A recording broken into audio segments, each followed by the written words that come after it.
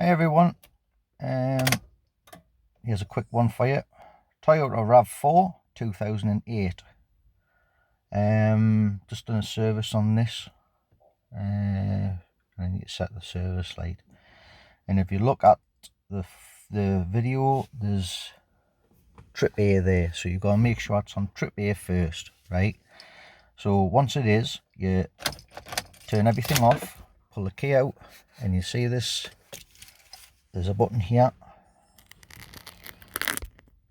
just there, and what you do is you press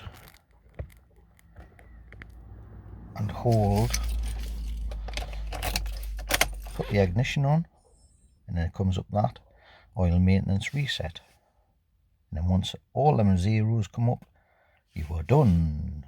And then what you do is you let go of the button, turn the ignition off, pull the key out, put the key back in, and everything's gone. If you've had a spanner there, it won't be there no more. But this was serviced before the spanner came on. Thanks for watching, and give it the old thummy, and subscribe please. Need some subscribers so I can keep doing these videos. Thanks very much. Bye bye.